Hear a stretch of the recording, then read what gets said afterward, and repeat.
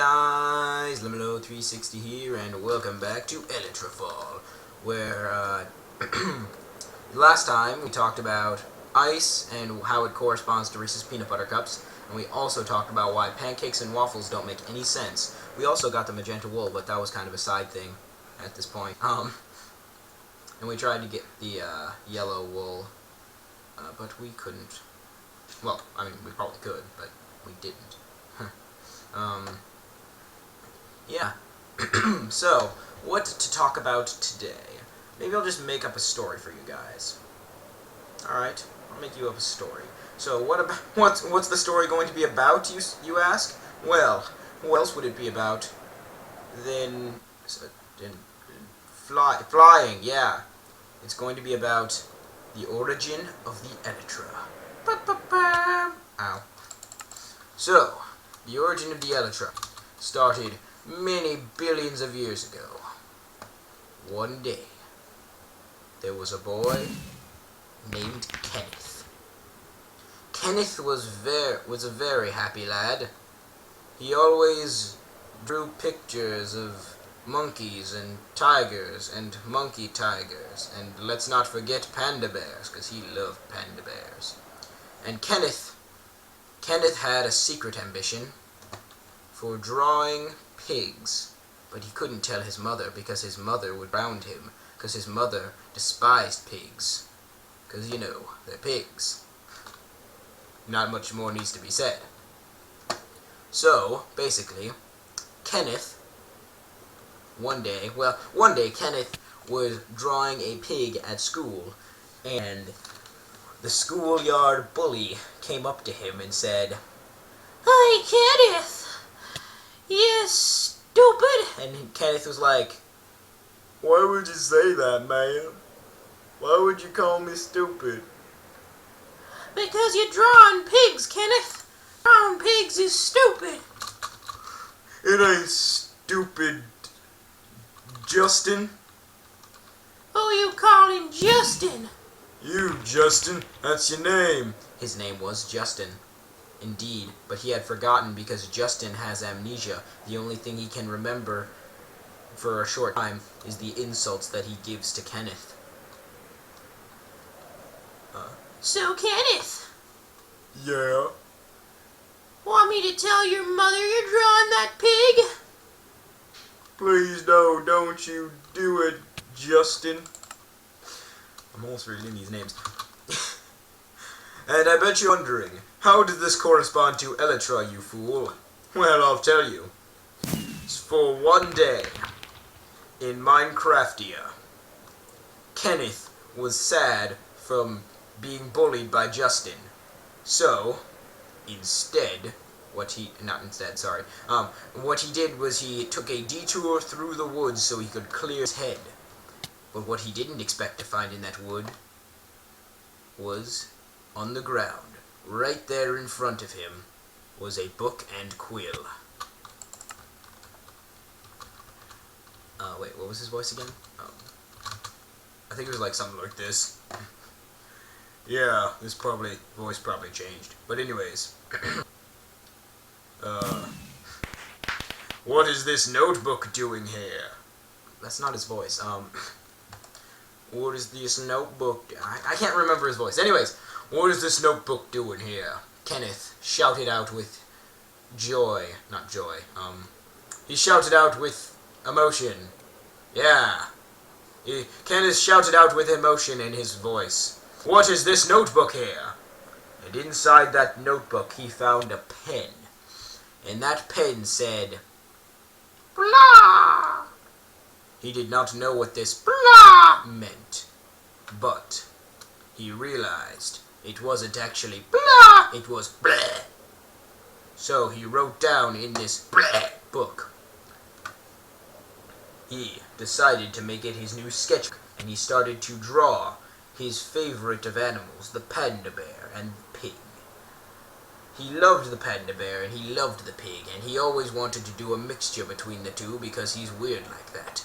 So, what Kenneth did was, he drew the body of a pig with a panda head, and then With a flash of light, the pig panda appeared in front of his face.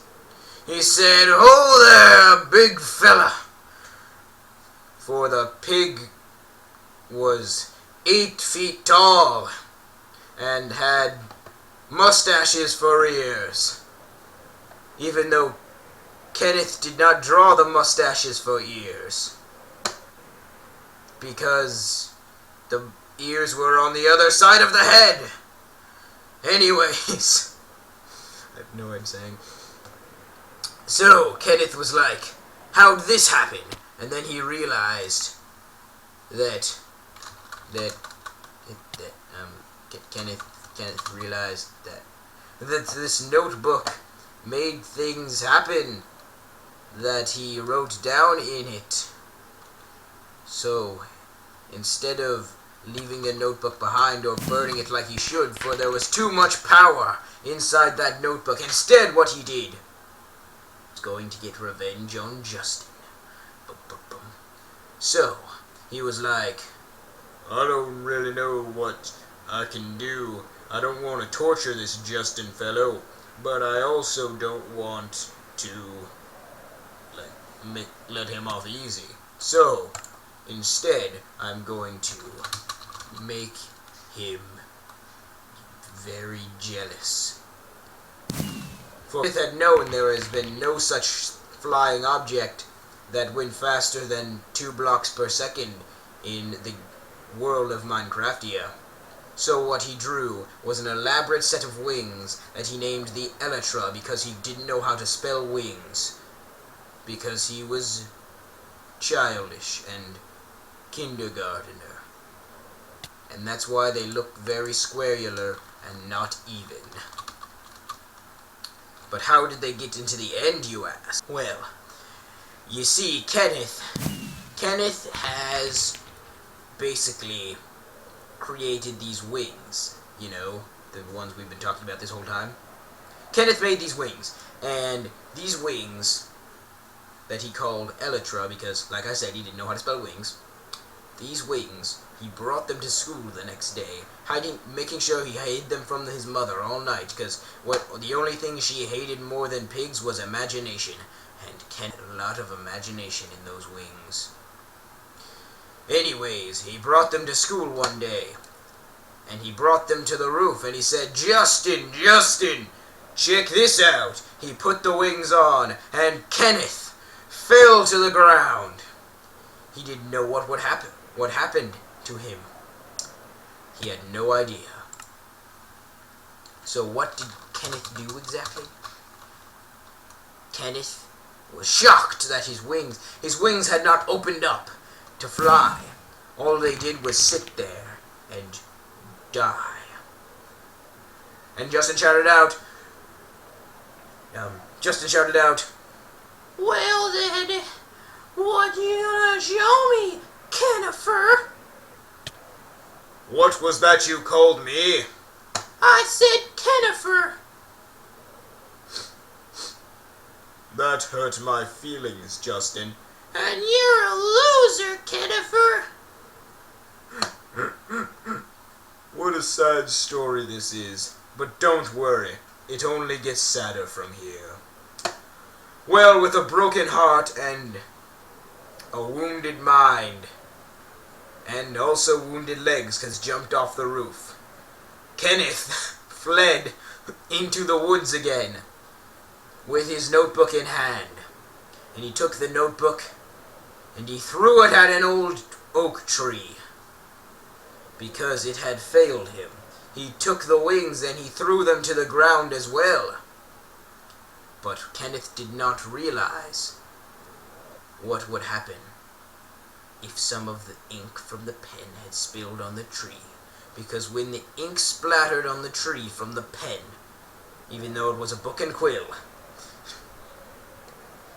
the tree suddenly, the tall, thin tree, I have to give descriptive words, transformed into a tall, thin creature. And you know what happened after that? I bet you can guess. Kenneth said, "What are you, monster?" And the creature replied with, "Now, that may sound like gibberish to you and me, but Kenneth knew what it meant. He was saying Kenneth or Ender." Kenneth simply agreed that he probably was saying Ender because Kenneth is a ridiculous word, even though it's his name. So, that's my best Enderman impression, guys. So, as you can see, the creature was an Enderman, in fact. And, the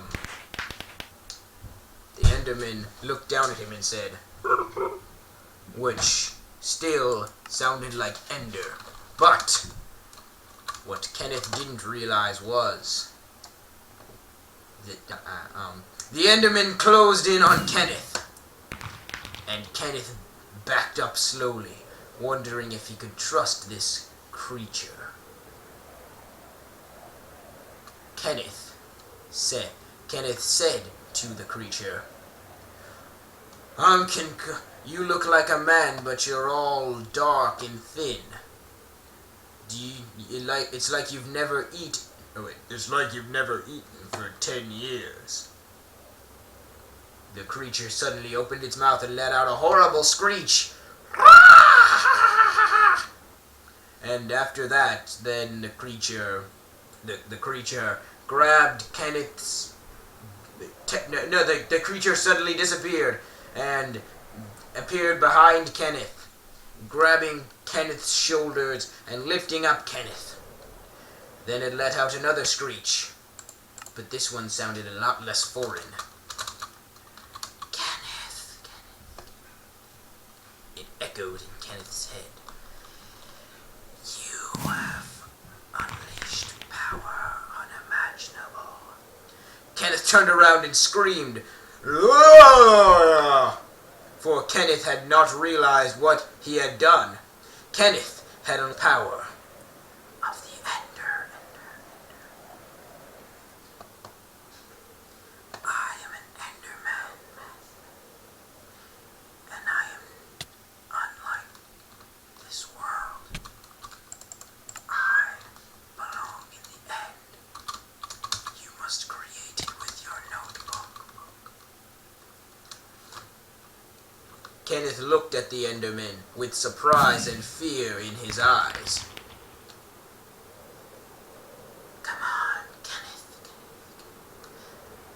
Make us a dimension where Justin will never bully you again. Kenneth looked at this Enderman and said, "Why should I, Flenderman?" It's Enderman, man. I will call you whatever I want, Flenderman. And you, Flenderman. You, what should I do with you in this dimension of mine? You need to make me a dragon. A dragon, you say? Kenneth replied with a cry. Yes, a dragon. This dragon that he had spoken of we would soon know to be known as the Ender Dragon.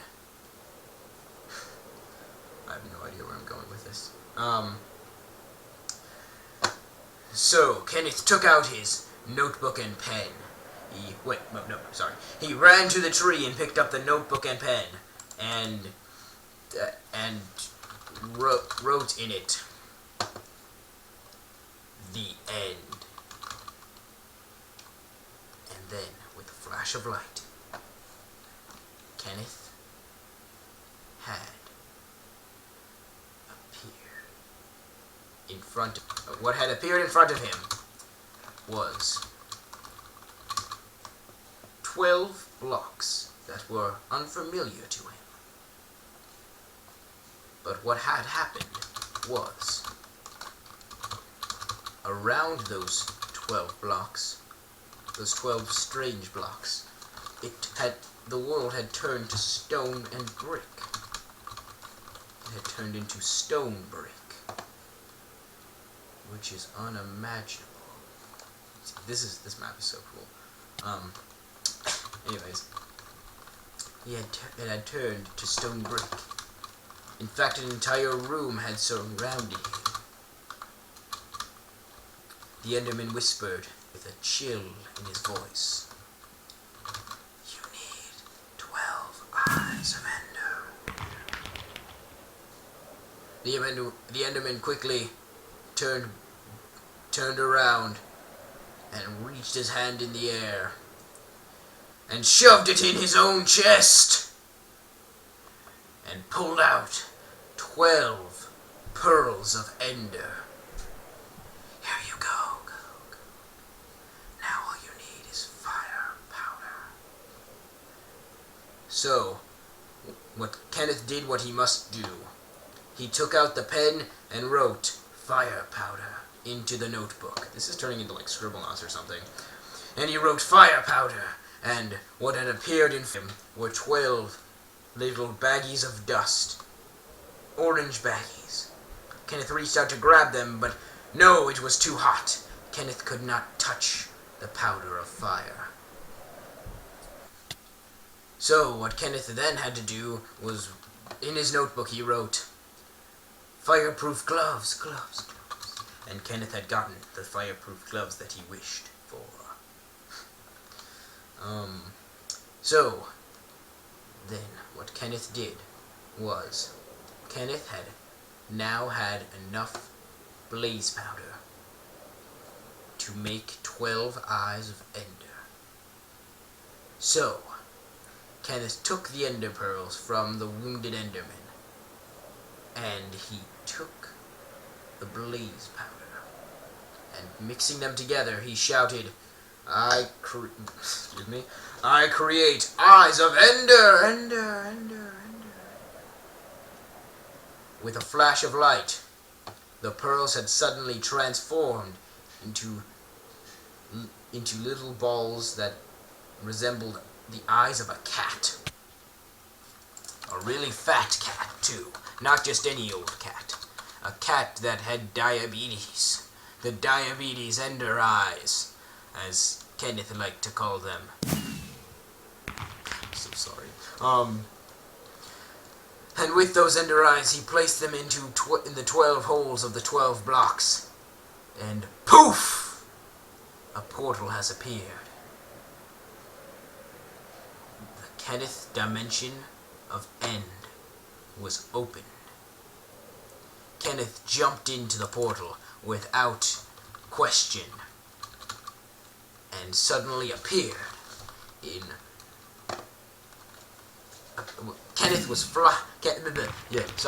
Kenneth appeared and was floating in midair. There was nothing. There was no one. There was no sound. And there was nowhere to go. Kenneth was sure he had been tricked by the Enderman. But then the Enderman appeared. Kenneth! It said as it fell down into the void and teleported back. Kenneth, you need to make a place for me to stand. Because the Enderman could not fly. But Kenneth could. Kenneth reached into his pocket and pulled out the notebook.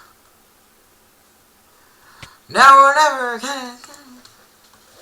Kenneth picked up the notebook and wrote, stone. Flying stone. And what had appeared in front of Kenneth was one 3-foot by 3-foot block of end stone. Kenneth placed down this end stone, and as soon as that happened, Enderman teleported to it. Thank you, Kenneth. Thank you, Kenneth. The Enderman whispered. Now, you must make us a world to live in. That is only accessible by slaying the guardian beast we know as the dragon. Kenneth understood these commands, and as soon as he caught his breath, he reached back into his pocket and pulled the pen out and wrote, Endstone times 64. At that moment, Kenneth received 64 blocks of endstone, all in a nice neat stack that could fit in your pocket. In fact, it could probably take up like 1/32 of your pocket, or 1/56 of your pocket, or something like that. Anyways, Kenneth knew what must had to be done, so Kenneth had placed these blocks. Every last block Kenneth had placed created one ginormous island, and this island was known as the End. But what travelers that came by after that did not know was that the End wasn't the end of it. Adventurers came through and through, trying to slay the beast known as the Ender Dragon, not realizing that after it was slain, another gateway would open, an End Gateway. But one day, an adventurer named Thomas Alfred Butterfingers. Yes, Thomas Alfred Butterfingers. He took out his sword and smited the beast known as the End Dragon. Why is this one so hard? Smited the beast known as the End Dragon, and a portal appeared in front of him. One that led back to the overworld, but another had appeared as well. He caught it with the corner of his eye, Thomas did. Over the horizon, a gateway had appeared. It had been prophesied that the portal would lead back to the overworld along with an egg to the dragon beast. But it was never foretold that that another gateway would open. With curiosity, Thomas Alfred Butterfingers ran to this gateway, taking his last pearl from the Enderman swine that were trapped outside the gateway. And he took it and he tossed it in. Without warning, he suddenly appeared in this strange place that resembled the End, but it was not, for there were fruit trees and monuments, and there were warships in the sky. Thomas had no idea what had happened, but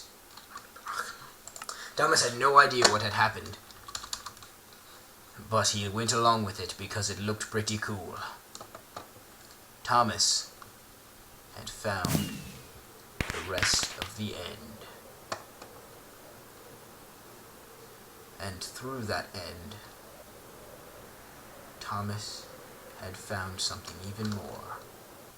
Over the horizon, Thomas saw an old man and an Enderman standing side by side.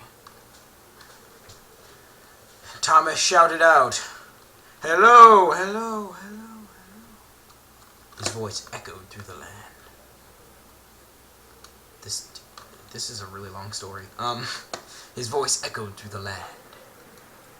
And Kenneth, the old wise End Man, turned around, his eyes glowing white. "What are you doing here, mortal?" Kenneth's eyes, Thomas could see into them. They were empty. Thomas walked closer but slowed his movement. You have no business here, mortal. Leave this place. But Thomas, the great warrior, did not fear this man. For instead Thomas unsheathed his sword and ran to this strange man.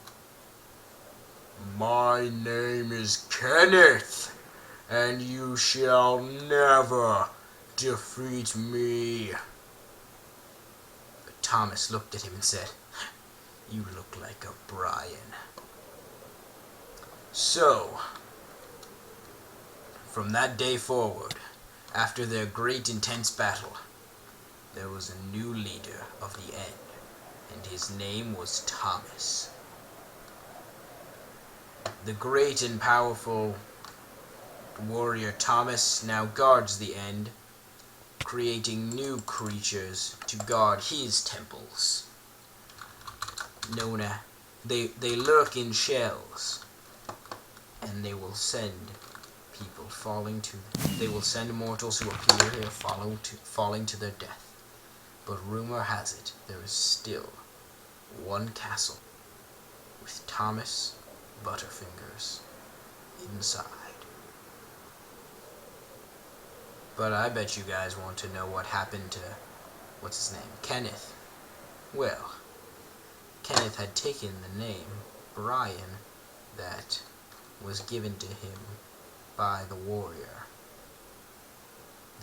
known as Thomas Butterfingers. Thomas Alfred Butterfingers, to be more specific, because, you know, there might be another Thomas Butterfingers somewhere out there. Anyways, he took that name, Kenneth did, and he retreated with his notebook in hand back to the overworld, where this time he didn't want to go to a sky dimension. He was tired of falling off cliffs and respawning back in his home bed.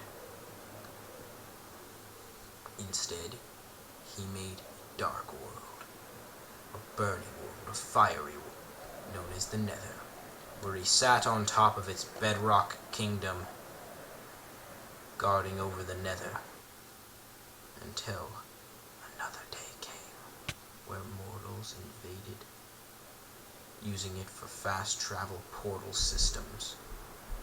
What they did not realize is, one day, the hero Brian will destroy them. And that's the story of how the End was made. But I told you at the beginning, this is going to be talking about how the Eletra got into the End. So, let me tell that. This was before Thomas had come and taken over. So, Kenneth and the Enderman. This was like 6 days before Thomas came, by the way. 6 days before then, Kenneth had been trying to figure out why his wings never worked. Plus, I got the yellow wool.